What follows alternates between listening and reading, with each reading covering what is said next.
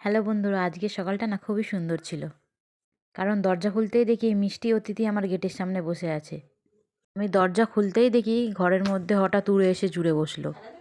পর দেখলাম একটা বিড়াল ওকে তাড়া করেছে। সেই জন্য আমি আর কিছু না বলে ওকে নিয়ে একটা ঝুড়ির নিচে রেখে দিলাম, কারণ বিড়ালটা হয়তো ওকে মেরে ফেলতে পারতো। পাখিটাকে বাঁচানোর পরও ছবি তুলতে গিয়ে দেখি ও পালিয়ে যাওয়ার চেষ্টা করছে। এটা কী পাখি আমি জানি না, যদি তোমরা জেনে থাকো অবশ্যই জানিও। হয়তো কারোর বাড়ির পাখি খাঁচা থেকে বেরিয়ে গেছে। আমি ওকে ধরে একটা ঝুড়ি দিয়ে চাপা দিয়ে রেখেছি, কারণ বিড়ালটা ওকে তাড়া করছিল, হয়তো মেরে ফেলতে পারতো।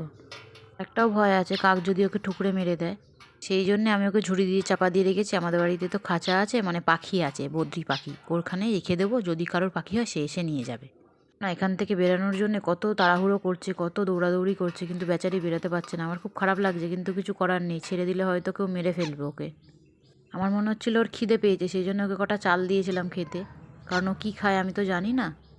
কিছুক্ষণ পরে দেখলাম যে চালটাকেও খেতে পারছে না, হয়তো শক্ত বলে বা একটু বড় বলেও চিবাতে পারছে না, ফেলে দিচ্ছে, মুখে নিচ্ছে আর ফেলে দিচ্ছে।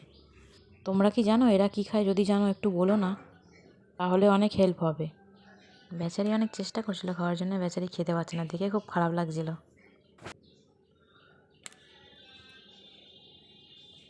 এটাকে যে খাঁচার মধ্যে রেখেছিলাম, খাঁচাটা না একটু ভাঙা ছিল, সেইখানটা ও দেখতে পেয়ে গেছে। দেখতে পেয়ে ওখানে শুধু ঠুকরেই যাচ্ছে, কী করে বেরাবে, এই জন্য আরও বেশি করে ভাঙার চেষ্টা করছিল।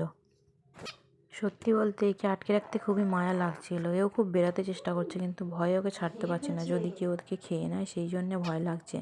দেখো কত সুন্দর মুখ বার করছে ফাঁকার মধ্যে থেকে, যদি একটুখানিও বেরাতে পারে। পাখি তো আকাশেই ভালো লাগে, কিন্তু এ তো আকাশে উঠতে পারবে না, না, সেই জন্য আমি ওকে ছাড়ছি না। বলো একে আমার কী করা উচিত, অবশ্যই কমেন্টে জানিও।